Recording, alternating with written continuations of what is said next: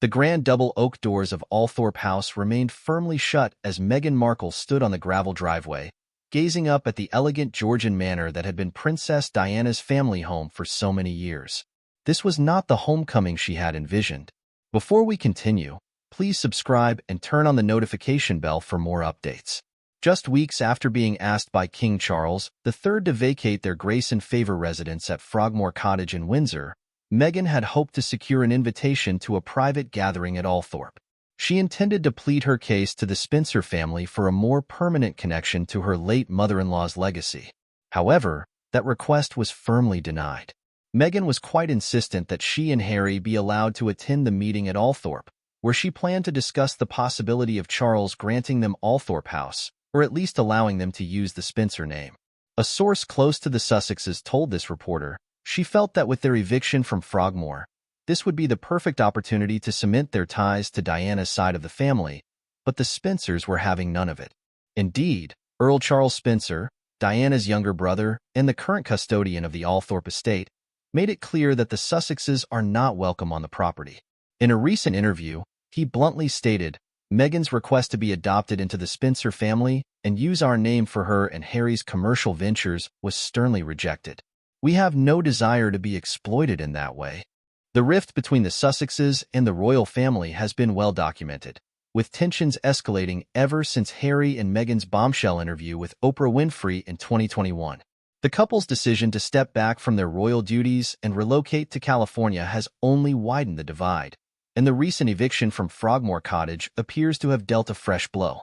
Harry and Meghan were devastated when they received the news that they had to vacate Frogmore, the source continued.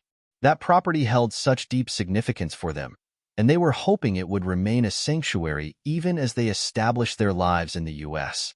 To be told they had to leave essentially at the king's command was a real punch to the gut.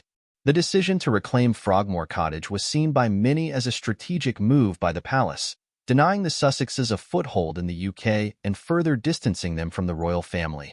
With the doors to Althorp now firmly closed, it seems the couple's attempts to maintain strong ties to Diana's legacy have been thwarted. There's a real sense that Harry and Meghan are being systematically cut off from the trappings of the royal family, said royal commentator Nigel Patson.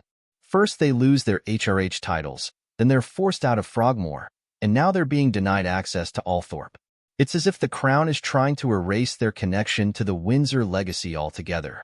For their part, the Sussexes have remained relatively tight-lipped on the latest developments, issuing only a brief statement acknowledging their departure from Frogmore Cottage.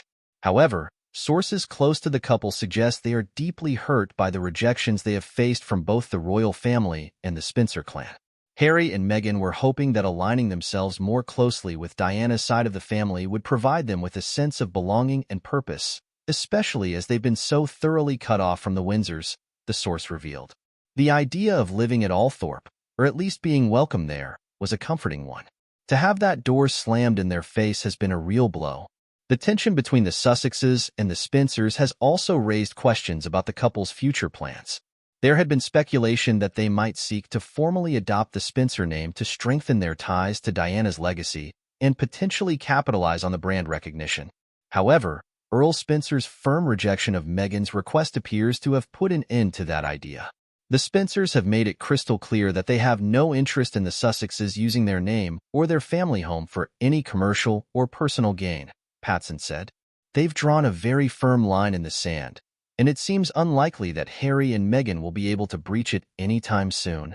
As the Sussexes continue to navigate the turbulent waters of their post-royal lives, the closure of the doors at Althorp House serves as a stark reminder of the challenges they face in maintaining their connection to the Windsor and Spencer legacies. With the king unwilling to grant them further concessions and the Spencer family equally unwilling to embrace them, Harry and Meghan may find themselves increasingly isolated from the very institutions they once hoped to be a part of. Only time will tell how the Sussexes choose to respond to these latest setbacks, but one thing is clear. The rift between them and the British royal family shows no signs of healing anytime soon.